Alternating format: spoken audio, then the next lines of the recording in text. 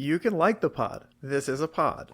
We are not pod people. Okay. We're podcasters. Oh, okay. Nomenclature is important, and you're a jackass.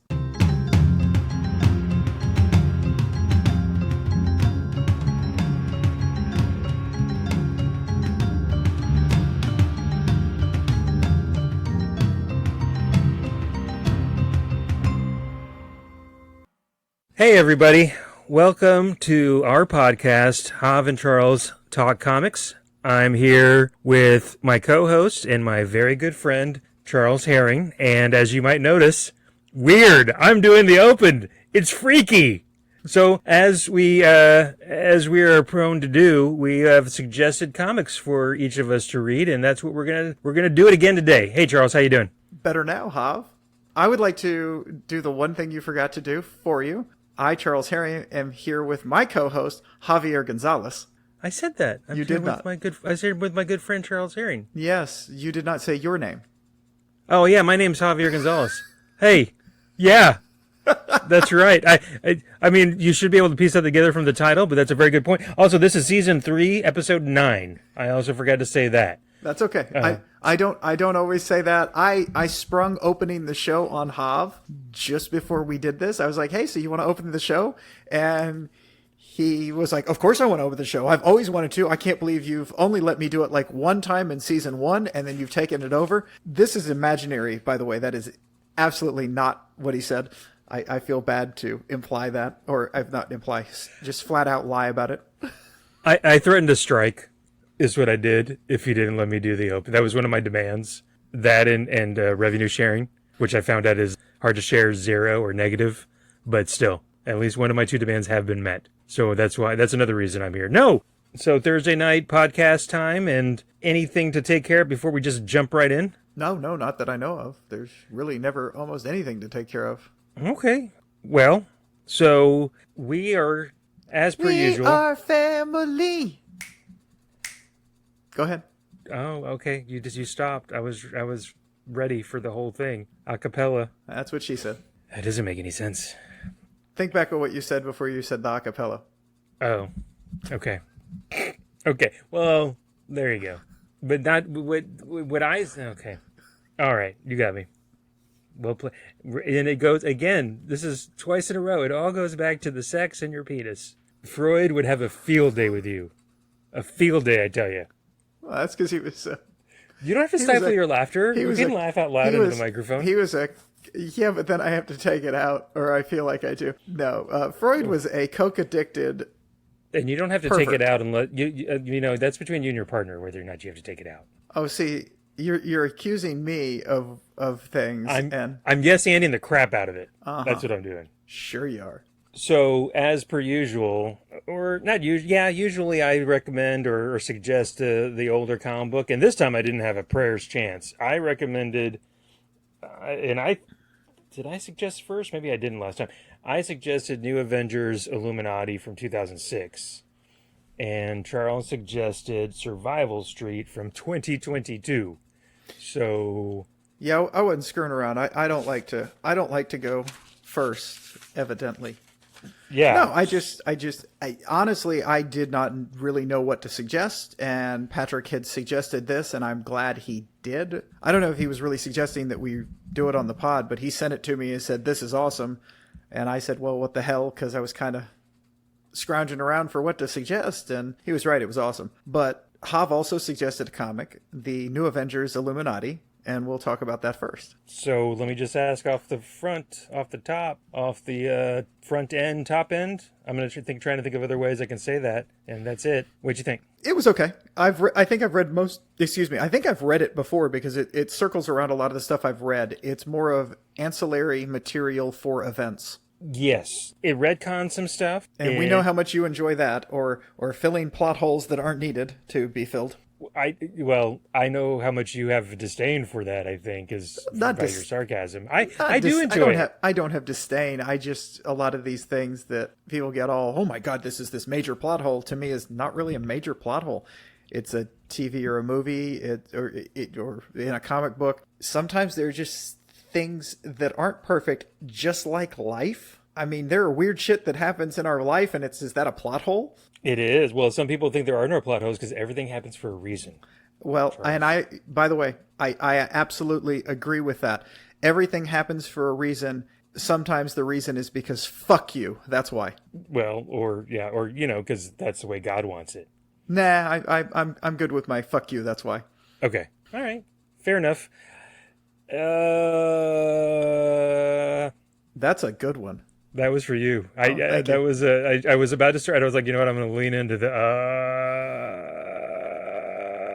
Okay, so a lot of times I would remove this kind of stuff, but I have to give you a little background on what that is about. Hav has made an effort the last 2 podcasts to not say as much, because he and I have talked about it, and I always joke that when I first started editing, we were both saying it the same amount. It was ridiculous. And I'm editing it out and I'm learning to edit, and I'm like, oh my God. And I became really cognizant of how often I said, and I really cut back. So it has gotten the number of times he says it to the number of times I say it. Each podcast has grown bigger and bigger and bigger as we've done this over the last few years. And I've brought that up when we've talked to friends in person and talking about editing and learning. And he just is like, well, okay. So he decided 2 episodes ago to cut back, and I noticed it because I brought it up. He said, yeah, I tried that. And in the last episode, which I'm still editing, he had mentioned it. I cut the part where he mentioned it out, but he said, I'm saying it a lot. And he really didn't. He said it even less in this next episode. So I brought it up to him beforehand. So now I'm not going to cut out any more of his us. This podcast is going to be no edit on Hav. I might edit myself, but you're not getting edited at all. So you shouldn't have mouthed off. No, I'm just kidding. Well, in that case. Oh yeah. You're just going to, I'm not even going to try it. I'm not going to rein it in. Booger. That's it. This podcast is over. And for those of y'all that are listening that are way too young, that's from one of the greatest shows of the late 70s, early 80s? WKRP in Cincinnati? Yeah, late 70s, early 80s. Oh, my God. Okay. No. You can say booger on the air. You just can't say motherfucker. Oh. No, that was later. He went up because he went off because he got popular again. Because backstory on WKRP, if you don't know, the main DJ, Dr. Johnny Fever, had lost his job and was ended up at this place because he had said booger on the air, I guess sometime in the early 70s. So he was doing an AM station that played gospel music. And the new station director said, you can say booger. And that is the first thing he did when he changed it's a great pilot episode of anything. And then later in the season, he goes off because he's getting famous again. And then he comes slinking back in. And that was you can say booger. You just can't say, and then they bleeped out whatever he said. Yeah, you can't say that. That episode, there's the episode for the turkey giveaway. Oh God, my God. I've watched it the other year. It's been a couple of Thanksgivings, but we found it, on one of the streaming services. Yeah, it was awesome. And then the episode where they go to broadcast from like a remote. Do you remember that one? Remote tower, and Johnny's paranoid that the telephone cops are getting them, and it turns out there was a bomb threat or something. It's I need to rewatch. I haven't seen that in years. I vaguely remember that. And there's a bunch of hilarious episodes. That show is almost impossible to find because of the rights. Oh, really? Yeah, it was they never could. They always wanted to do DVDs, and listening to the podcast about the Scrubs show, I understand it now because it's how they sell rights for music. There is single use. There is because a lot of the stuff on Scrubs, they had to change the music when it went to streaming because they did not do perpetuity rights to the music. So it's the same kind of thing with this. They got the rights to the real music for the airing and then for syndication, but they don't have any further rights to that music. And a lot of people feel that there's no point in doing DVDs at WKRP without the music because it's the music at the time. They were using rock music on an FM station. Or you'd have to cut out all the scenes in the booth where they're... Well, no, you'd have to switch. You'd have to do what they've done with Scrubs on Hulu. In a lot of things, is change the music. And sometimes the music in some shows is instrumental because they complain on Scrubs. They're like, I expected to hear this song and then it wasn't there. And they're excited when certain songs did actually make the switch. So that's one of the reasons why it's not necessarily streaming on Hulu or any of these other things. Cause they're like, well, we're not gonna cut it up and and make it not as good. So, Huh. yeah. Well, going back to what Charles was originally saying, so we've been doing this, and that's another one of my fillers. So we've been doing this for a while. I got spoiled because I don't listen to the raw audio. I think I listened to the raw audio of episode and maybe didn't even listen to. No, I think I did listen to all of it. Yeah, and that was the first episode. And then we were that not was a good. rough. Yes. We were both. And then since then, I listened to the finished product, and Charles does just a hero's job of editing and making me sound really great. Like I know how to speak with the words. I didn't appreciate it until within the last month or two, we were out or something, and he mentioned, well, no, I've been listening, and that's why I don't say them as much, but I still try to edit them out. And it came up, and he wasn't being mean about it. It's like, no, you say it more than I do, because I've been, listening to raw audio of this for a couple seasons, and I'm trying to do better. So I was like, you know what? I need to try a little harder to stop with the fillers, especially the big crutch, which everybody has them. But the the uhs, it's easy to go to. Some of you know I did some public speaking in debate in high school, and I knew better. I know better. Just sometimes we get into a conversation. You talk over each other. You say, you don't think about it. So I'm trying to be a better pod person. Charles. Like I said, never say that again. And I appreciate the effort. It's actually not when we're talking over each other. I don't mind that when we do that. With there's us and pauses and problems where we're like, oh no, wait, you go, that kind of thing. It's in the middle of you've stopped and then you're trying to think of something to say, and it's just this countless. Yeah, it's just like okay. the things on the ticket where they just have the funny Norm things, or the ones for Mike Reiner where he would just like and Yes. then that's it. Yeah. And it's like 30 seconds of that. I do want to just circle back to this. I texted Charles and Caesar a while back that I was going to make it a thing that we pod, and because we are pod people, and Charles is resisting, but everybody knows the pod people win. So just, if you see Charles out and about, just make sure to tell him that you like the pod and that you think he's a good pod person. You can like the pod. This is a pod. We are not pod people. Okay. We're podcasters. Oh, okay. Nomenclature is important, and you're a jackass. That and talking over each other. I'm sorry, you made me think of this. Yes, we talk over each other. It's okay. Although the movie MASH maybe doesn't hold up anymore, because I tried to rewatch that a few years ago, and oh my God, yeah, they couldn't do that anymore. But one of the big deals was that they were talking over each other, and like one of the intro scenes in the ER, and the executives saw the dailies, and they were just besides themselves upset. And Robert Altman was like, "No, we're not changing anything. People talk over each other. This is what would happen. It's real. It's real." And it turned out that scene in particular turned out great. But I do like the movie, I guess, or I used to love that movie when I first saw it, like in the 90s or late 80s. Mm-hmm.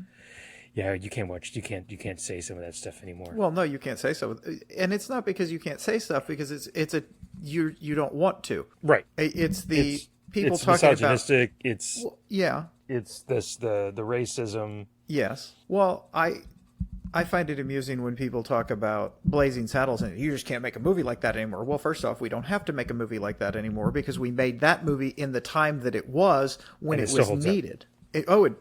It does, but you're not going to make Blazing Saddles now. No. Well, because you can't use it. The reason you're not going to do that is not because you can't do a movie where you say the N-word 4,000 times. Because we'll talk to Quentin Tarantino about that. Well, he doesn't say it that much, but boy, howdy, he wants to say it. Dude, he likes white man likes to say the N-word more than a dude in the Klan likes to say it. You got to wonder about that foot-loving motherfucker. That's true. Hey, I got no problem with people having a foot fetish. Whatever, it's gross, but I got no problem with it. I'm just kidding. That was not kink shaming. I am not a kink shamer. I have no problems with anybody's kinks, except for people that... The N-word fetish, the N-word fetish, though, I do have a problem with that. All that to say, I suggested New Avengers Illuminati. Which I enjoyed, 5 issues. As I said. Yes, 5 issues. It's an ancillary comic that kind of fills in gaps around other things, and you find out why some god-awful, horrible, fucking terrible shit has happened in the Marvel Universe. And you know what the answer is? Fucking rich white men. I was going to mention, it's interesting that all the Illuminati are dudes. Yes, it's interesting. The one black dude is like, nope. Fuck this, I'm out. I'm out. See you guys later. And actually, the insane asshole quasi-evil one is the one that's like, what the fuck? I don't think we should do this. What the fuck is wrong with you people? Yeah, I Namor of all people. I will destroy the fucking earth if you do this. It's like, God bless. It's the premise. If you haven't read it, it's the Illuminati. I mean, that says it all. It's Iron Man, Black Panther, Mr. Fantastic, Doctor Strange, Black Bolt, Professor X, and Namor all meet in Wakanda. Iron Man proposes that they form a cabal. Yes, a super cabal, as it were. Yeah, to powwow and get together on things because this is right in the heels of the Kree Skrull War. Yeah, they feel like they have caused the Kree Skrull War.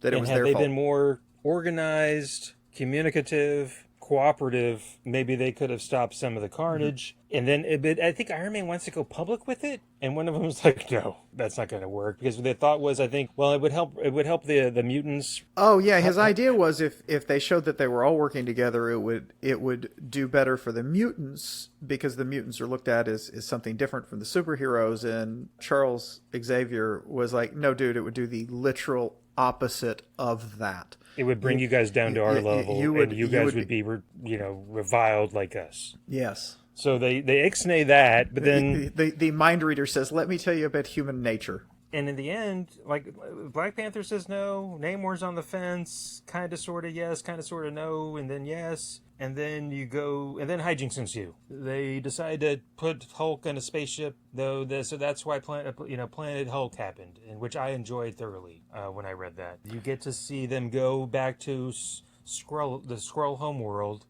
and try to show them who's boss, get captured and experimented on. So that's not fun, and that leads to some issues at the end because they've realized Elektra, at the very end of the whole series, Elektra is killed. It's not Elektra, it's a Skrull, and Tony's telling everybody, whatever methods we had before didn't work on this one, and it's probably from when they had us. We can't tell who's a Skrull. We don't know who is a Skrull. And didn't someone that they were hanging out with turn out to be a Skrull? Oh yeah, Black Bolt. Black Bolt was one of them. You left out Black Bolt. Because he then turned out to be a Skrull. Yeah, and they don't know for how long. Yeah, so that he was totally keeping an eye on it. And Xavier couldn't even tell, right? That is correct. Xavier couldn't tell. There was some cool stuff in it with the whole, something I hadn't read was the Beyonder thing. Yeah, I didn't remember that part. He was an Inhuman? Yeah, well, I don't know that this is a retcon. If that was a retcon, they've retconned that again because Beyonders exist. They're not, I don't know. They're claiming that what the Beyonder was in this was a mutant who went through the Terrigen Mist and then became the Beyonder. So that they had both the mutant gene and the gene that could be transformed by the Terrigen Mist, and instead became that Beyonder and changed and is evidently living on, was it Mars or somewhere in an asteroid belt? He's recreated New York City. And he's just there playing like a child, very much like a child, a godlike child, except not even mean, not even bad, not like a temper tantrum-y child. But what I don't understand is that supposed to be before that version of the Beyonder with the white jumpsuit and the perm comes in for Secret Wars 2 back in the 80s? Or is that supposed to be after? I have no idea. No, I think this is after. I think it's supposed to be after. See, I wasn't sure. I really wasn't. Yeah, I think this is after. Yeah, I thought it was before. I wasn't sure time-wise. They really didn't give me if there were any context clues about whether it was before or after his visit. I'm not sure. I really don't know, but I would assume, although it was. They talked about Battleworld. He doesn't quite have the same perm, but he does have a white jumpsuit and a perm. And then they didn't talk about. They talked about the Battleworld, the original one, not the. Right, but they didn't talk about his second visit. So that's what I'm wondering if it was before his second visit.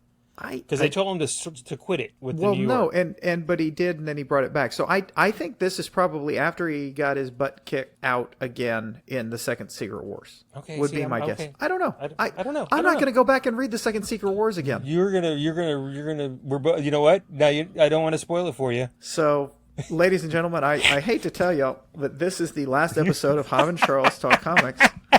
I'm not suggesting that, and sadly, we're not even going to finish this episode. That's it. I'm out. How dare you attack me with Secret Wars 2? Oh, no. The reason I say that is I literally started reading that about a year and a half ago just because I was curious. And I don't think I finished it. Yeah, I don't blame you. And I mean, I just the whatever 6 to 12 issues of the main event instead of all the ancillary things. No, this was interesting. Again, it's a nice thing of a bunch of white men get in a room together and ruin it for everybody else. That tired old yarn. Well, you can tell it a million times. It's called American history. Yeah, well, maybe even world history to some extent. Well, yeah. Modern Well, in world some history. rooms, well, hey, in some dark rooms, it's not just white men in other areas, but yes, we quote unquote white guys been fucking it up for the rest of the world for quite a while now. Yeah, way to go, Charles. Sorry. Hey, at your next meeting, will you tell them to quit it? They know the way I vote. I'm not invited to those meetings. Oh, Sorry. I'm sorry. I'm not sorry I'm not invited. I'm just saying I'm Maybe you should just pretend so you can go listen. okay. I cannot pretend to be for all of that crap. You can do it. No, I really can't. I can lie to myself. I can't lie to other people like that. What else? There's not much to this. I mean, they doing Infinity Stones? Yes, this is where they Issue. this is where they got the idea that all the Infinity Stones are now on Earth because they ended up getting them because that's right, I remember that. Mr. Fantastic has 2 fucking Infinity Stones. He just doesn't tell anybody. Yeah, and then he realizes that with the 2 Infinity Stones, he can get more. He can use those to get more, and he needs all of them, and there's this whole adventure where they get them, and then the Watcher shows up. And now we're back to the original. And this is clearly, he says, I expected more from you. My job is to watch and record the universe's defining events, and I find myself here watching this. I have broken the code of my existence countless times for you because I believed in you. Oh, wait, that fills a plot hole, doesn't it, motherfucker? Ha ha. Yeah, I screenshot that just for that. Well, I believe in you. That's why he did it. He loves Mr. Fantastic, and he got his heart broken. I believe given a chance that you and your people can accomplish anything, and this is what you do. Reed, take it off, says Iron Man. Man was not meant to wield this kind of power. It's beyond your understanding. You will destroy everything. So, yeah, then they double down on their arrogant fuckwattery and give each of them a stone to hide somewhere. See, I really do understand why the rest of the galaxy, the Marvel galaxy, thinks Earth sucks. Because we always make the wrong decisions. Yes, because we have a bunch of white men in a room by themselves deciding what needs to be doing. Gosh, we can compare and contrast the 2 comics where, boy howdy, last time we had 2 noir ones, this time we have 2 bunch of fucking white men ruin it for everybody. Yeah, oh my gosh, that is a huge thing that we will definitely explore at greater length in a second. Well, or now, before, I already said it once, there's not much to this. It is, I think, an interesting read just because they do, for some reason. It's a good idea. The Illuminati thing is an interesting idea, I think, and I like that they used it in Doctor Strange, Multiverse of Madness. I was all geeked out when I saw it. Sure. So, yeah, I don't know. Do you mean a good idea as a comic book or a good idea? I want to know which way I need to go with this. A good idea for a comic book. Okay, I'll agree with device. that. Yes, I agree with that. Yes. No. I think an Illuminati ruling the world is a great. Where do I join up? Are there any test entrance exams I need to take? I think I'm qualified. Well, you are an attorney. I want to rule the world with an iron fist with only like 3 or 4 people able to veto me. Can we make that happen?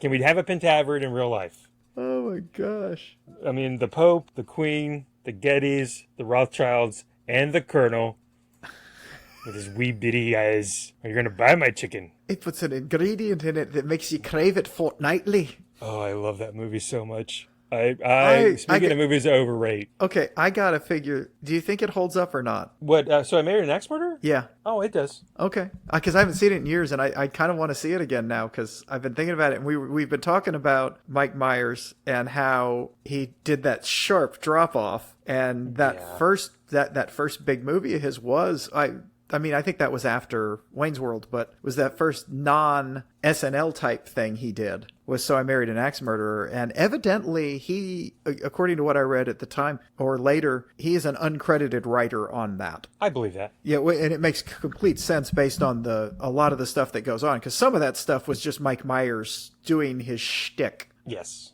Yeah. Or even if they did write some of it, he was going to ad-lib onto it. I'm pretty sure we watched it during the pandemic, and it's good. I still thoroughly enjoy it. Okay. So yeah, I'd be interested to see if you watched again.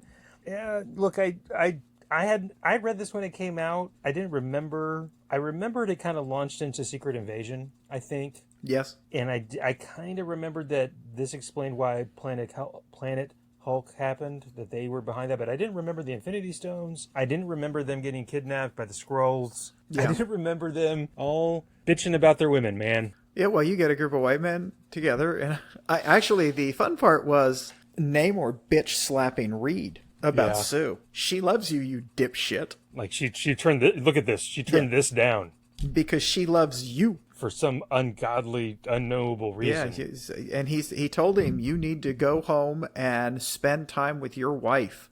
And I did like the fact that he did. He said, hey, I need you to make a decision. This was I liked this one. I need you to make a decision. Would you like to go out, the two of something tomorrow? I need you to do something for me, and I need you to decide between these two things. Would you like to go to a nice dinner with me? Or would you like to spend the day with the children having a picnic and doing all this? And then she's smiling and he goes, or would you like to do both? Yeah. And I was like, okay, good for Reed. He can learn. Yes. Reed sometimes he can be led too easily by Tony Stark. And I think that's the nerd in him. And Tony plays the cool guy, and he gets kind of conned into decisions because the cool guy, who's almost as smart as he is wanting him to, he wants him to hang out and stop because they talk about it. They did the, oh no, did they get into that here? Or did they talked about the initiative, the superhero, the Civil War stuff. They did talk about that because he says, okay, yeah, well, I'll have to be on your side, because they talked about it, that they were floating that the initiative was, and at some point, and he's like, I see it, this bullshit that Tony Stark in the comics, that's a futurist, and he can always see what's going to happen. Motherfucker, the bad shit, you are so not a futurist. You come up with shit that causes problems, which when you're trying to fix problems. This is my problem with people like, I see the future, and their ideas are just. There are people they assign themselves the moniker of futurists. Yes, I know, and they're almost all jackasses. I bet you Elon Musk thinks he's a futurist. Yeah, and I bet he does. I bet he does. It's alpha nerd leading less secure nerd. Yes, it seems like, kind of like in the movies in the MCU, what Tony does with Mark Ruffalo's. Yes, it's the same. Banner. It is. It's literally the same thing. You good call. Now that you mention it, yes, that's exactly what he does with Reed Richards, and he's done it a number of times. So it's like a thing. And we didn't even mention the Civil War thing. I'm sorry. There's a gap. There's years gaps between these issues a lot of times, and they come back when Cap's dead. The Civil War's already happened. I mean, he predicts the Civil War, like you said, and then the Civil War's happened, and then they're realizing that they may have been manipulated the whole time by these Skrulls that can hide. Yes, because they realize the dead Captain America is a Skrull, didn't they? And the dead Elektra's a Skrull. Yeah, how did they retcon Cap? Cap was a Skrull. Cap was a Skrull. Is that how they retconned that? Cap was a Skrull. Yes. Well, and they never. What annoyed me on that is because then he comes back at the end of Secret Invasion. This whole group of Avengers comes back. Yeah. These dead Avengers: Mockingbird, Captain America, Spider-Woman, who has actually been taken over by the Skrull Queen.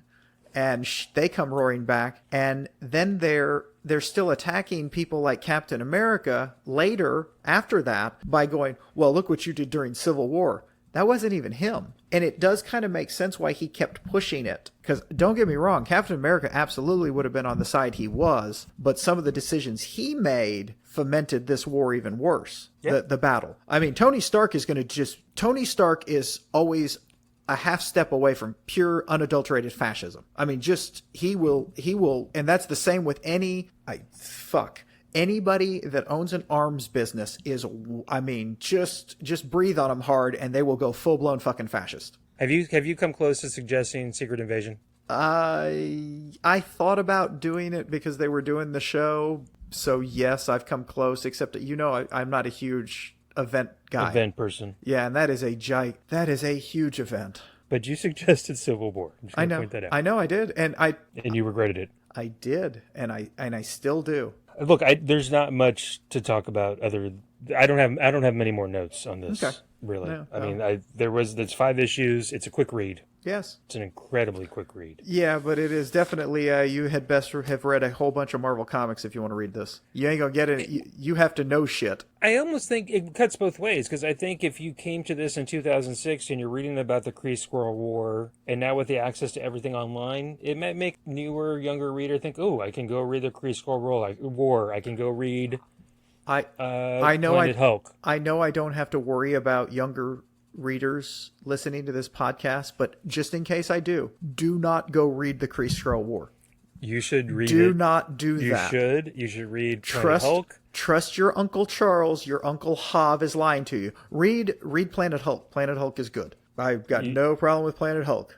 Do not read the Kree Squirrel War. He's a little upset when he comes back. Yeah. No, that was a good. And I'm not a huge Hulk, the Incredible Hulk guy, but that was a great run. We didn't mention this. So Brian Michael Bendis and Brian Reed wrote this. I don't know Brian Reed from Shinola, really, off the top of my head anyway. The pencils and covers by Jim Cheung is how I'm going to say it. Cheung. I've never said his name out loud. Brian Michael Bendis, we all know. Brian Reed, I'm not familiar with. I maybe should have Googled him, but I didn't. If he contributed equally to this, it was pretty cool, I thought. The ideas. I thought it was well written. The art was very good. Very good. Just so that I wanted to mention the creatives on it, of course. Okay. And now for something completely different, but yet similar in theme of white men screwing everything up, Charles suggested we read Survival Street from 2022, Dark Horse Comics. And whoa, nilly. Oh my God, this is fucking hilarious. There is... And awful, all at the same time. Right off the bat, not even a few pages in, I'm already thinking of Flintstones. I'm thinking of Snagglepuss. Mm-hmm. Yes.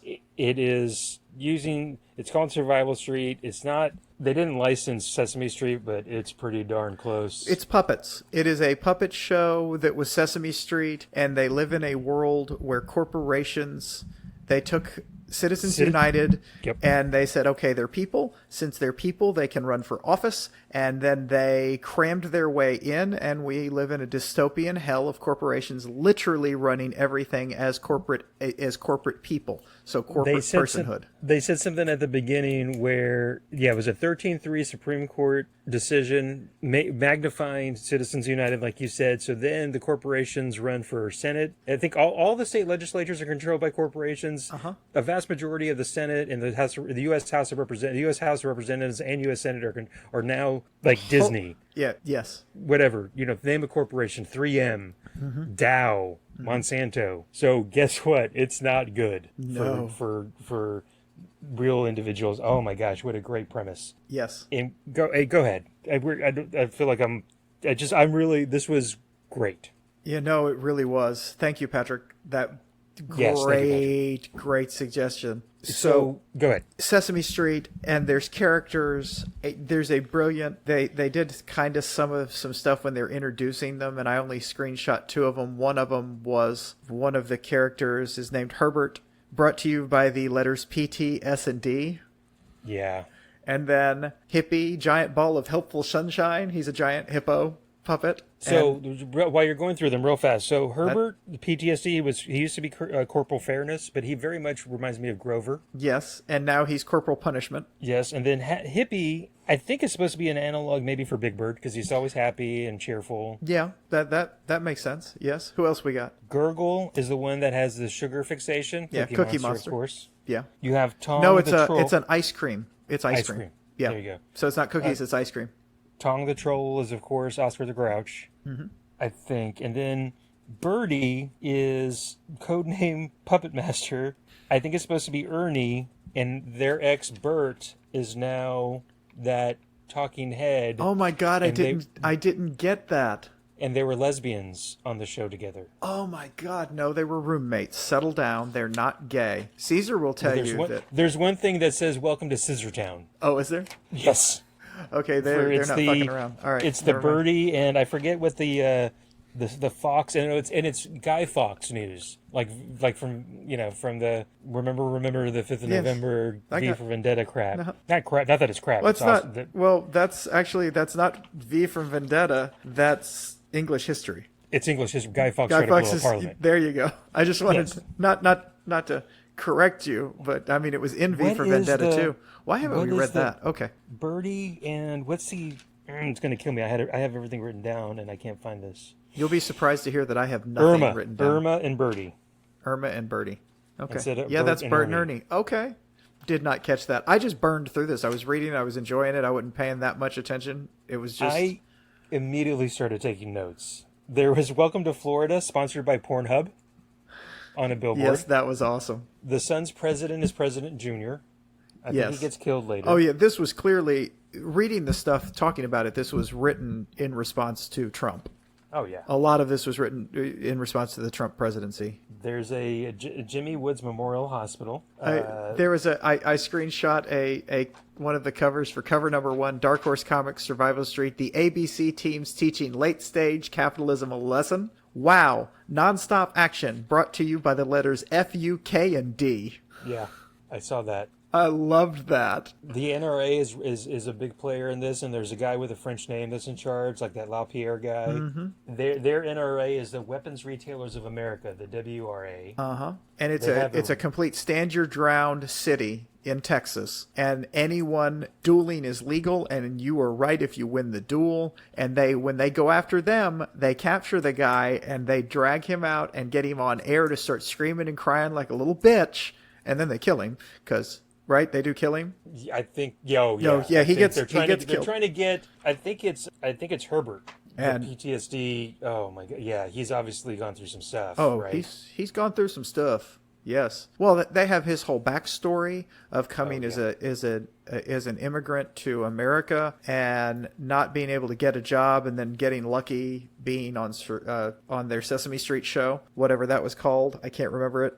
And It was and then he got sent there because he got sent to America because corporation came to his island or wherever the people of Felt live, and there was something that they wanted to mine, and so they got guano. Oh, they're guano mines. So they mined the guano and they used them to do it. And oh my God, it was one of the most beautifully heavy-handed satires I've ever read, because there's no quibbling. This is as heavy-handed as anything we've read, and we have read some heavy-handed stuff, but it needed to be.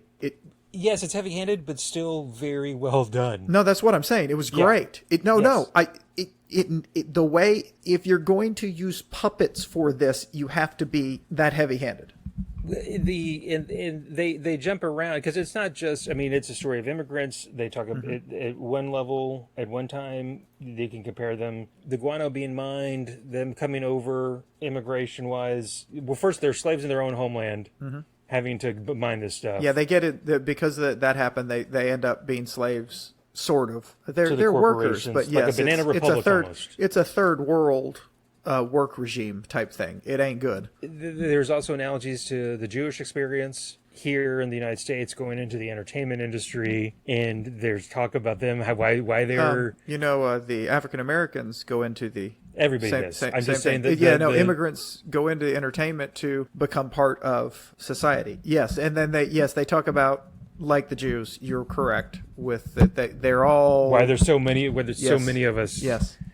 And I'm saying that sarcastically because they're, anyways. Yeah. It's just really. I didn't really go note for note. I just took some. Again, the head of the network, their Rupert Murdoch, is everything you would expect him to be, and then some. The Weapons Retailers of America have a Chuck Heston robot that just says over and over again, "Out of my dead hands." From my cold dead hands. And then Kane Westwood isn't a very, is a thinly veiled Clint Eastwood. Oh yeah. Because remember, what convention was it where he was talking to the empty chair or something? It was Was it 2016? Obama? No, it was when Obama was running for re-election. Oh, for re-election. Okay. Yes. He lost his shit on stage and yelled at a chair that he was pretending Obama was sitting in it. Because he was going to put him in his place. Yeah, he was going to show that president. Yeah. Yeah, he sure showed the president.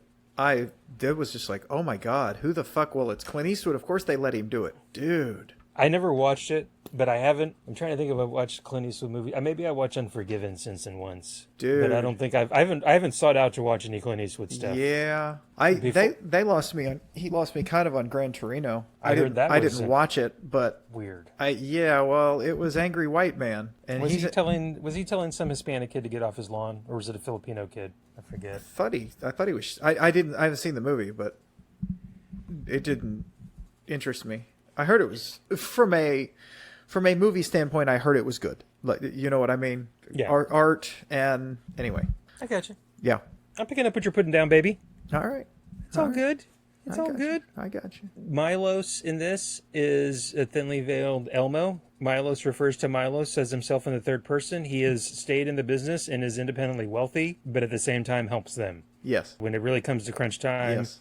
He does the right thing. But Milos is one of those, I'm going to say people, puppets, Muppets, that talks about themselves in the third person, which is always a big warning sign when anybody talks about themselves in the third person, whether it's somebody I meet face to face, which I've met people that have actually talked about themselves in the third person to my face, and every once in a while I'll do something where I'm about to do it, and I'm like immediately like, whoa, what's wrong with you? That's weird. Why would you say Javier doesn't do that? Charles doesn't understand. It's try to go a day and refer to yourself. It would be weird. You would freak yourself out.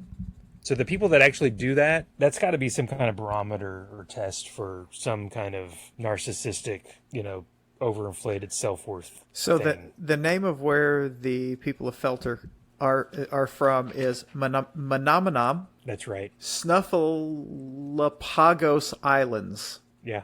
Manamana do do do do do. And Manamana do do do do. Manamana do do do do do do do do do do do do. Do you know that that's my ringtone? No, I didn't know that. Yeah. Oh, that's cool. Yes. My niece. That little thing annoys the hell out of some people, and for some reason I just absolutely love it. So I do. Yeah. I don't think I've listened to like more than a minute of it, but yeah. Well, it's my ringtone doesn't go off that often, so. Oh, I'm sorry. That's a good thing. Or I have it turned off. Okay. What I'm saying is, don't call me. Your niece, what? No, she really enjoyed this comic. She's only how old is she now? She just turned 8. Okay. Yeah, you're fine. It. She can handle. And I had to explain to her. She was rooting for. It was weird when she started rooting for the Weapons Retailers of America and against the puppet. No, when she was younger, and maybe she still does to this day. I don't know. She would just say a joke and say "Waka Waka." I know that's Muppet Show awesome. and Fozzie Bear, and it's funny because her cousin, my sister-in-law's sister, so I guess she's my sister-in-law too. Her oldest, when we first met Margaret and her sister Allie, her youngest, who is now going to college, we were watching the Muppet Show and she would say Waka Waka, and I don't know if it's genetics. Because I don't think Leah, her older cousin that's now going to college and Gwen's only 8 years old. I don't think she taught her to say Waka Waka. I just think that's a great, funny coincidence because they both grew up watching the Muppet Show, even though it's been off the air forever. Well, I like the Muppet Show. I like Sesame Street too. I like the Muppet Show too. We used to watch, Corbin and I used to watch that with my mom. Nice. Because my mom bought some of the seasons on DVD. I think she bought the whole set on DVD now that I think about it. Nice. Yeah, so it's on one of the streaming services. I forget which off the top of my head. Disney. Maybe Disney. It's probably Disney. Yeah, since they bought the rights to the Muppets. Because they own our childhood. Who did? Disney owns our childhood.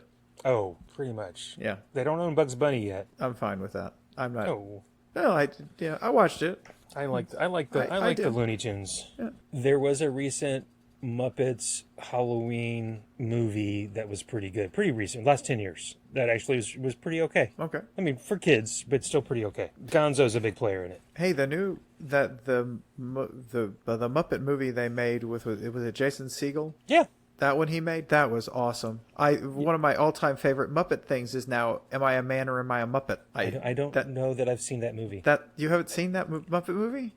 I don't think I ever saw the Jason Segel Muppet movie. Oh my gosh. If I did, I don't remember it. Oh man, you should see that. It's good. Okay. It's good. I like that. I mean, it's the guy that wrote Sarah, Forgetting Sarah Marshall, and he had his, but my point is, he had his Dracula puppet show. I want to see that. I want to see that. Oh, I would really like to see that whole puppet show. Yes. Yes. That is hilarious. And I love that. Great I love the idea. scene in forgetting it when he's singing a song. When Mila Kunis's character convinces him to sing a song from it, and he does it, and she's laughing her ass off. And afterwards, he's like, "Oh my god, I never realized it was a comedy." I'm like, and that cracked me up. The fact that somebody's writing a Dracula musical puppet show, but doesn't think it's a comedy.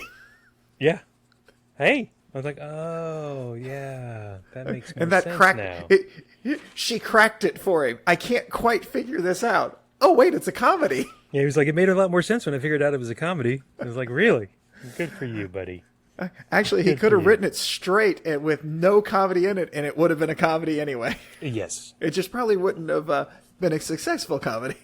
Yeah, though I that just came on the other day, and I ended up watching a fair amount of it because that is a good stop-down movie. The head, I'm going to say LaPierre. I don't think that was his exact name. The head of the whatchamacallit, the Weapons Retailers of America, the WRA. He does a dead zone where he holds the baby up in front of him, like from.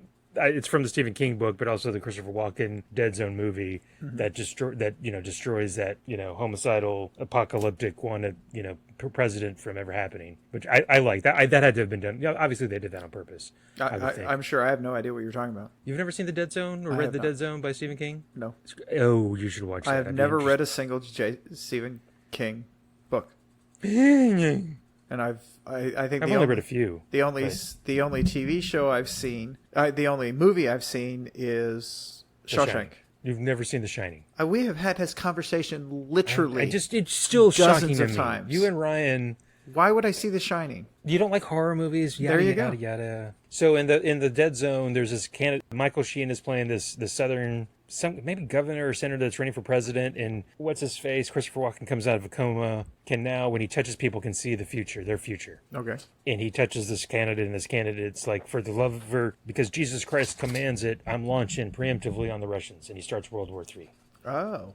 Okay. And so then Christopher Walken's goal is to not let this guy become president because he's running and going to win. And so he tries to assassinate him. The assassination goes bad, but to shield himself, Sheen's character grabs a baby to shield himself. Holds a baby up in front of him so no one will shoot him. So that Christopher Walken won't shoot him. Oh, and of course that makes the front page, and he ends up committing suicide, dying by suicide later on, and never getting close to the presidency. Thankfully, that's not so much horror as thriller, I think. got you. And I'm sure spoiled the whole movie for you. Yeah. So you're welcome. I'm not going to watch it. I mean, I don't want to watch a movie with Christopher Walken. I haven't done the voice in so long. I used to try to do this all the time.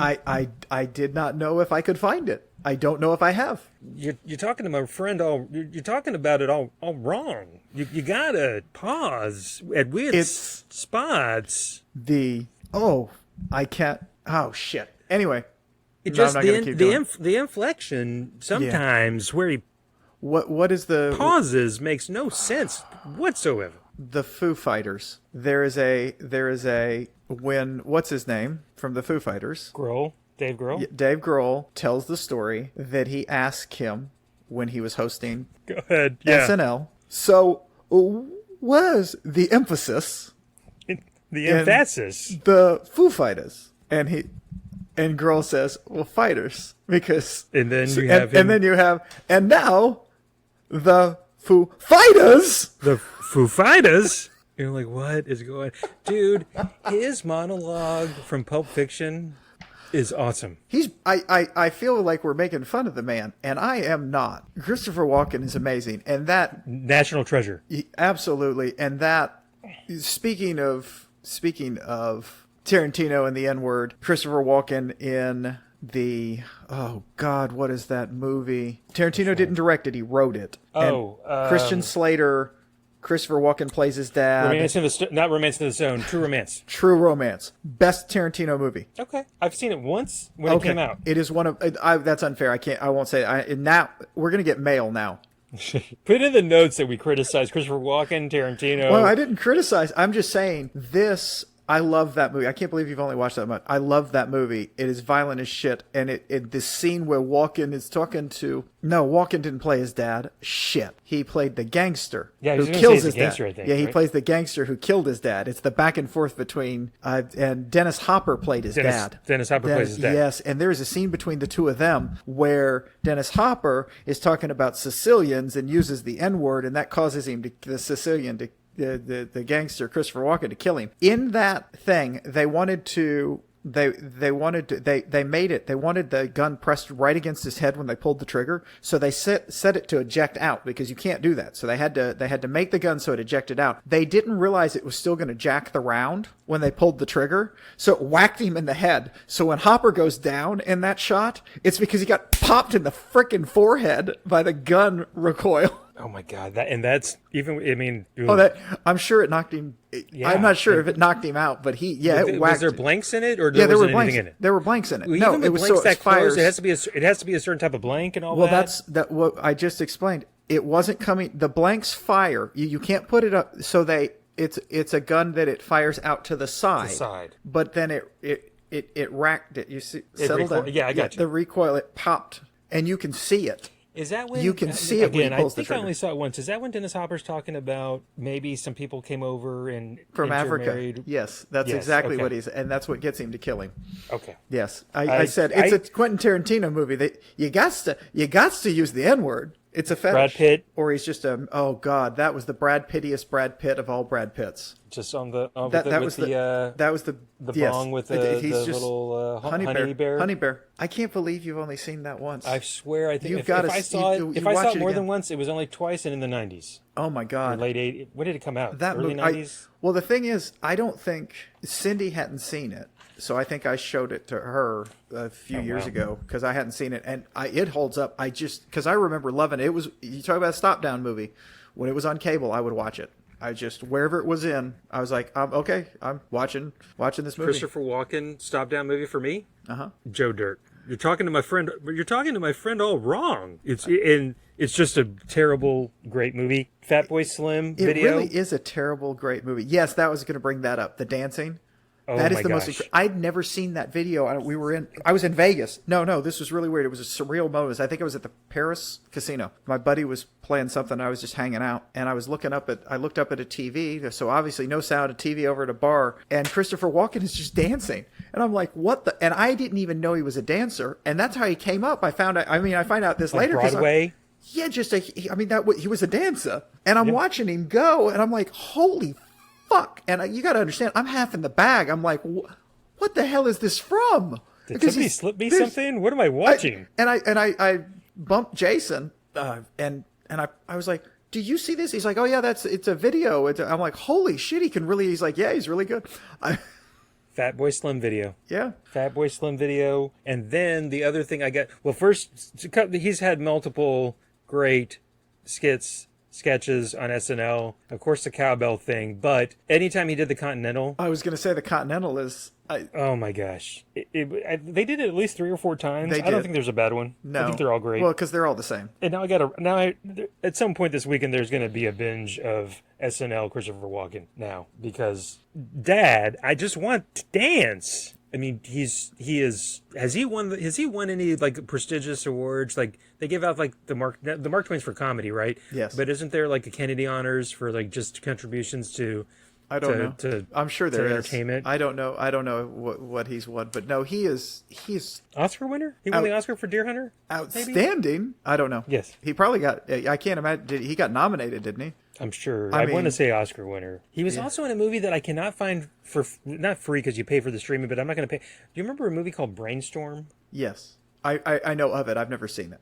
Natalie Wood's last movie. Okay. I remember being fascinated by it, but I saw it in the that's theater. right. I was like, there's something about him that there's a negative. There's just something because he was on the boat. Yeah, but we all know it was Rob Wagner. He was on the boat. Rob Wagner did it. I understand, but he was on the boat. Christopher Walken and Natalie Woods were, Oh, were they? I don't know. Okay. So you're making shit up. See, this is how rumors get started. Charles, come on. You're better than that. You're better than that. Come on. Bush League. How dare you attack me? There you go.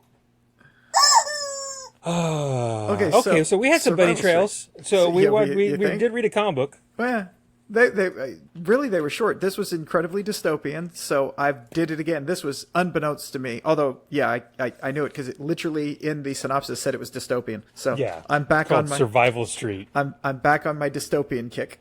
Yes, yes. The art was great. So this is written by James Asmus, and Jim Festante is how I'm going to say it. Art and cover by, I'm going to butcher this, Abylay Kussinov, Kussainov, and I didn't Google them. If this is their freshman initial work, well done. If they've been longtime veterans, I apologize for not knowing them before. This was on par, in my mind, to Flintstones and Snagglepuss. Equal footing. Yes. Just as well done. Yes. Not holding back any punches. Oh no, they went hard, and it needed to go hard, and it was brilliant. The setup between the Bert and Ernie characters, where she sends the Sunday Gurgle in saying, "Hey, I want help," as undercover. There's a scene where Gurgles, she had been off sugar and she had been off ice cream, but they're trying to escape a forest fire. They drop in to give you an idea of the level of how, when I say it's heavy-handed, they come in to rescue child firefighters who they've been abandoned because Nestle, who, by the way, does own all of these water rights, or has faked owned water rights and pumps water where they shouldn't pump water to just sell bottled water. They get it for free and then they sell it. And this is something that goes on in California. They've cut the water off so they can't fight the fire because they're out of water. So they've shut it down, and they've left these children, and they're dressed as firefighters, to die in the fire. So they're trying to save her, and they come across an ice cream truck, and she goes nuts in it, and one of their people ends up getting hurt because of it. So you talk about hitting rock bottom on your addiction. Yeah. Good Lord. And so so we don't know that it's a trick, but I was guessing. I wondered. I honestly, I went along for the ride. I didn't second guess anything. You poured through it, right? I did. I found it. Well, you did too. You texted me the day, Saturday, Saturday when I suggested it. In the evening, you texted me. That was really good. I was like, holy crap, I've read it quick. Yeah. I read all four just back to back. Yeah, I did the same thing when I think work and crap got in the way, but man, I loved it. And so she goes to the Fox News, the other one's former scissor sister, and Irma.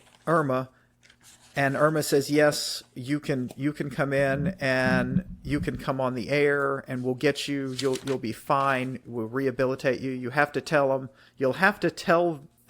you're going to have to give them up. And she gives them up, and then she goes on the air, and then she absolutely, forget how it works out, but she just does not answer the questions the way they want, and says all these things on the air and about the Fox News head, about what he does and the horrible things. And how they buy children. I mean, there's child slavery. There was a whole thing on that they rescued these other kids from child. No, that was different kids. It was different kids because they were born. Their moms tried to get an abortion and didn't, and then they were born property of the state. No, they were born in prison, so they were property of the corporation that ran the prison. Don't even get me started on private prisons. They ran the private prisons. Yeah, no, it's terrible. There was a headline the other day that said some prison was essentially demanding more prisoners, otherwise they were going to have to go out of business and release all these prisoners. Oh, well. Yeah. Well, there was a private child prison that was paying a judge to send kids to them. He is going to, I will give, God forbid, giving the justice system credit, I'm pretty sure, because if I remember correctly, he was found guilty, and he's probably going to die in prison. And if there is a hell, there's a special hell for people like him. So I've been saying this is heavy-handed. The thing is, it's not necessarily heavy-handed in the way that we actually fucking do this shit. It's one or two steps away, man.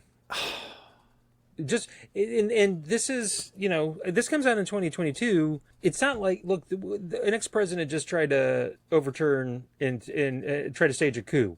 Yes. And thankfully, he did stage a coup. He failed. He's a fucking moron. He failed.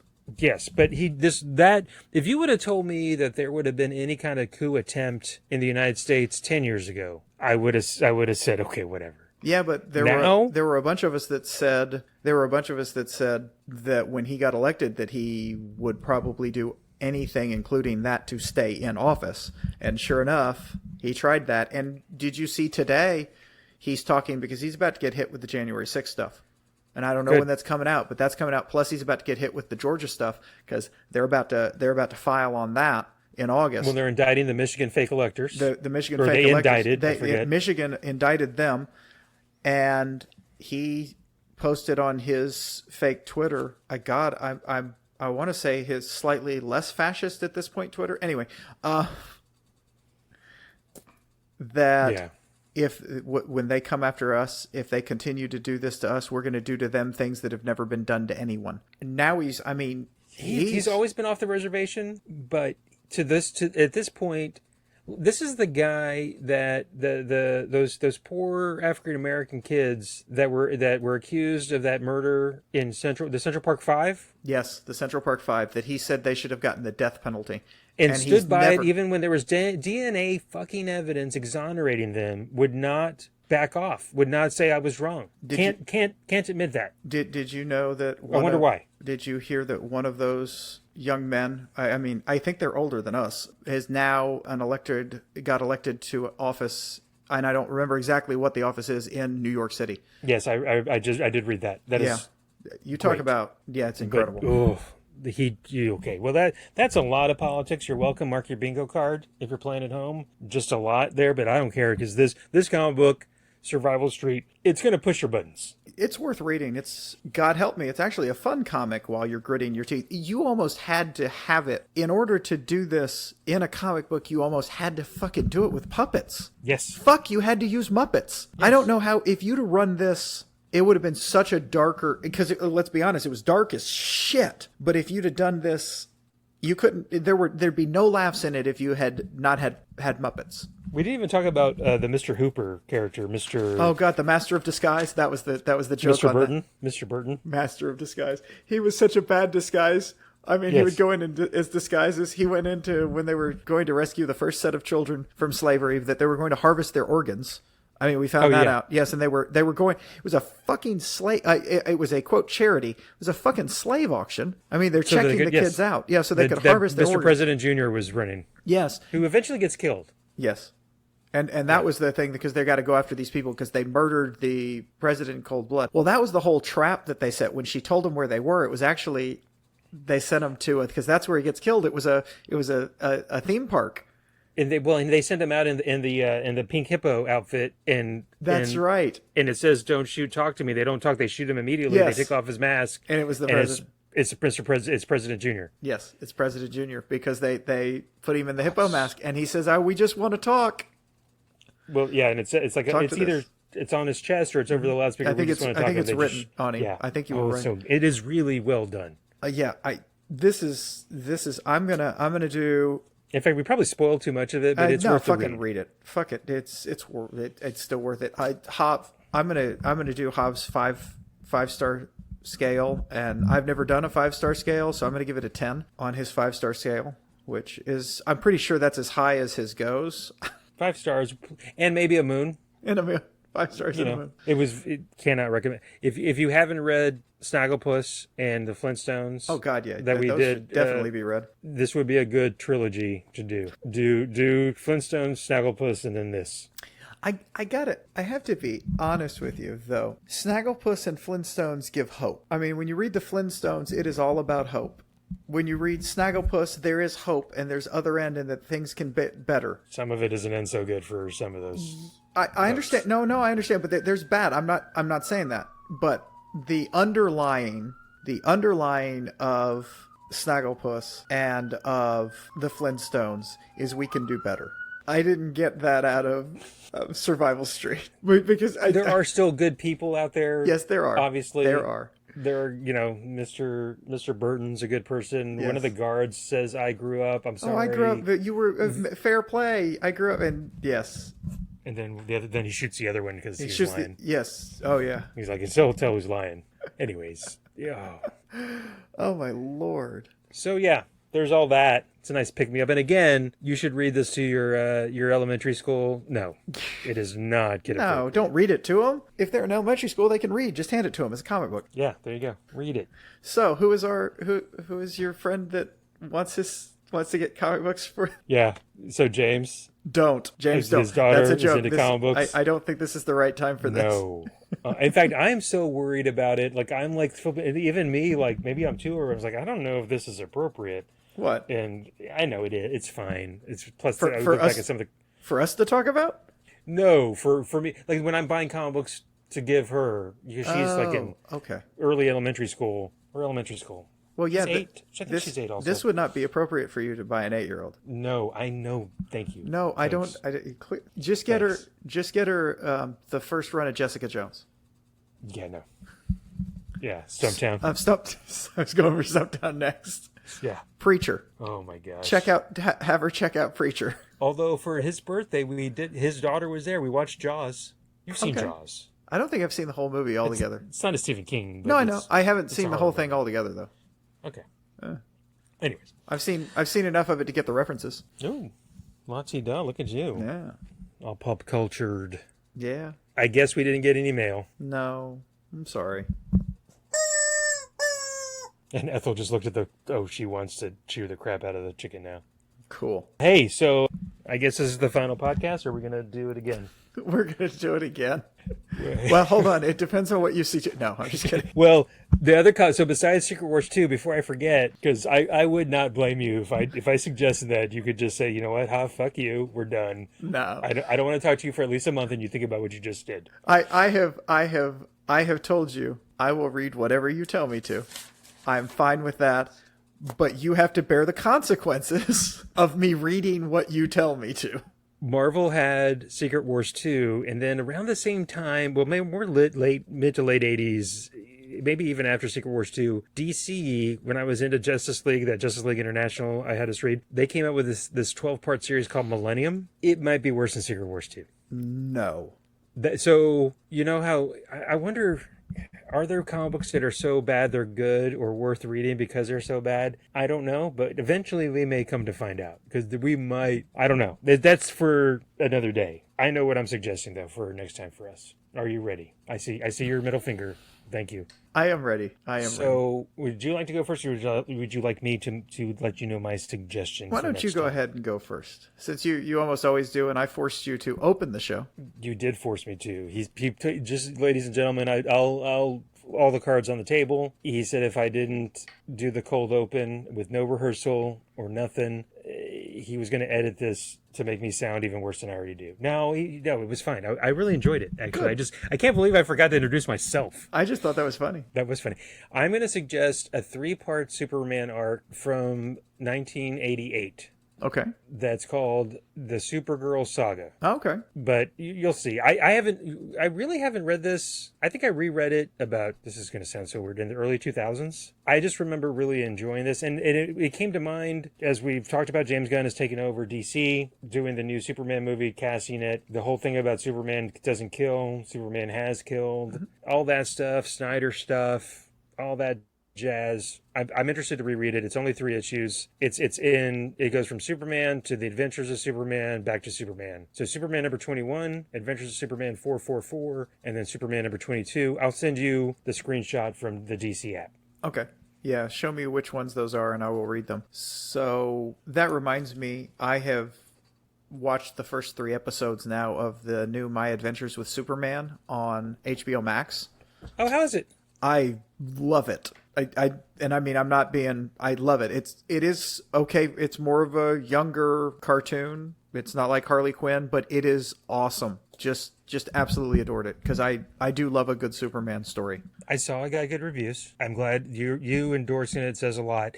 Do you like the Superman and Lois Lane on CW show? Yes. Okay. A lot. I've watched the first season. I think I've only watched the first? Is there 2 or 3 seasons out? There's 3 seasons and 2 of them are on HBO right now. The HBO Max. I can't call it Max. That is just the stupidest name change. Why did they it was do bad that? It was bad enough when they called it HBO Max, and then when they dropped the HBO and just want to call it Max, I mean, It's confusing me with Cinemax. it's confused with Cinemax since they did it. You are HBO. You are HBO. It's not TV, it's HBO. Why did you add Max to it when you did a streaming service? And then why did you drop the HBO? It's the fucking...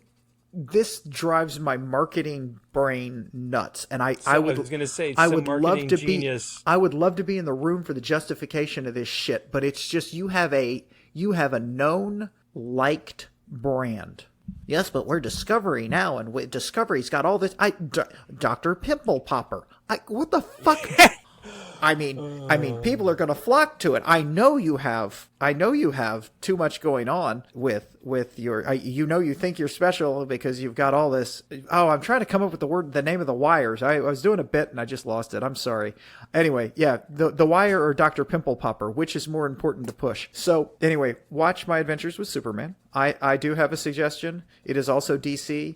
It is because of the last episode we were talking about Batman, and you were talking about your really, really, really dark Batman and how much you hate Alfred and wish he were a psychopathic killer. Yeah. So I chose a Batman thing that we talked about briefly. It's Whatever Happened to the Cape Crusader. It's by Neil Gaiman. Yep. There's a deluxe edition on Hoopla, so there's some other stuff in it. It's not just the 2 comics that do that. There's some other Batman comics in it, and I don't know what those are. I've only read that, but you just suggested 3 comics, and I'm glad there's more than my 2 comics in the other one. I really enjoyed Whatever Happened to the Cape Crusader. It's based on the idea of whatever happened to the Man of Tomorrow. Yeah, but I have read it, but it's been forever since I read Whatever Happened to the Cape Crusader. So that'll be cool. Yeah, I enjoyed it. So excellent, I think. And it's kind of cool. We're going to do a Superman Batman. We are going to do a Superman Batman pod. That like should the pod people we are. It's driving you crazy. If you could kill me with your stare right now. That was great. I haven't decided if it really bothers me or if I'm doing a bit. I think you're doing a bit, but I think it bothers you a little bit. I think it's a little bit of both. Okay, I will admit it does not bother me as much as I'm pretending, but yeah, it's just so. Oh God, it's a little silly. It's a little stupid. It's a little hacky. Oh, you're just encouraging me now. I know. I realize that you are hacktastic at times, my friend. That's bold praise. Much appreciated. I do not think you know what that word you're using means. Well, hey, I think we're kind of getting done here. I think we are finished up. Patrick, thank you for the suggestion. Thank you for doing the webpage as usual. Thank you everybody for listening. Charles, thank you for doing everything you do, editing, producing, doing the podcast with me, reading the comic books, carrying the weight of the world on your shoulders, caring for saving the children for burning fires. Everything you do. Thank you. Thank you, Javier Gonzalez, for opening the show this time. You did an excellent job. You are my very good friend. You are in a number of bands. You have beautiful hair, and you have the power. Thank you, everybody, for listening. We'll talk to you next time. Bye. Bye.